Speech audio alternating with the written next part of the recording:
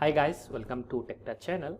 Today I am going to show you in this video how to fix Wi-Fi doesn't have a valid IP configuration in Windows PC. So before I start the video, please subscribe my channel for more latest video.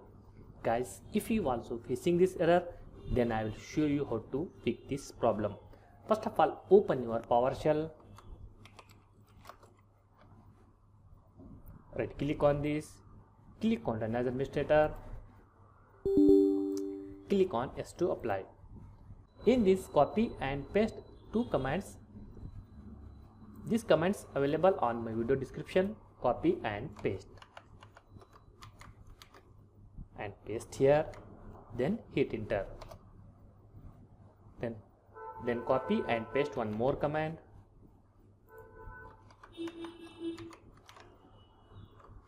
Then hit enter. After doing this, close this window. Then go to the control panel.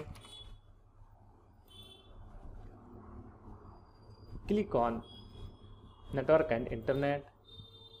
Click on Network Sharing Center.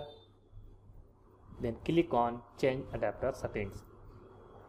In this, you disable and enable Wi-Fi. Then close this window. After doing this, check your problem solved or not. If not, go to the Windows setting.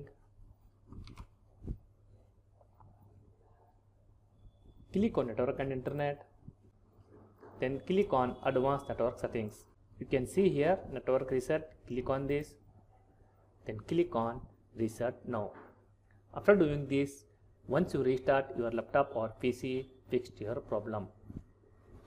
That's it guys. So in this video you fix this problem. Thanks for watching friends. Hope like this video. If you like this video, please like, share and don't forget to subscribe my channel.